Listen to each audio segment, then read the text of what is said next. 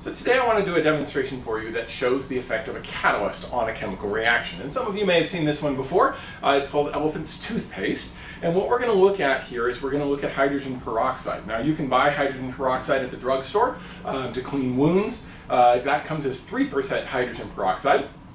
You can also commercially buy hydrogen peroxide to bleach hair, and that comes at about 10 to 11%. And that's the highest concentration that you can normally get.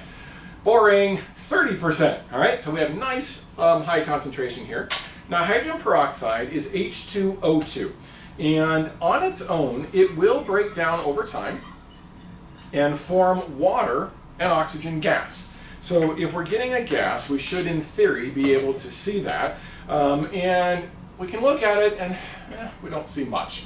And it turns out it's actually a fairly slow reaction. So let's see if we can catch those bubbles. Let's add a little bit of dish soap here. Okay, and I put my dish soap in and swirl it around a little bit, and I will see some bubbles, but it turns out that's just from swirling. This is going to take like months for this reaction to occur. Now it can be sped up a little bit with light, which is why it usually comes in a brown bottle. That slows that down. But we're going to try to speed it up another way. We're going to use a catalyst, and this catalyst is just potassium iodide, Ki. And it's the I- that we care about.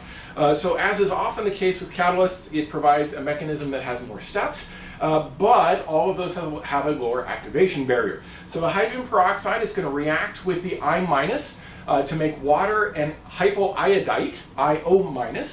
That then reacts with another equivalent of peroxide to produce a second equivalent of water, and then the oxygen gas here. So just to make this be a little more fun, I'm going to add a little bit of food coloring onto the side here. Hopefully this is going to work. Let's get a little bit of red here. All right, let's see what we got.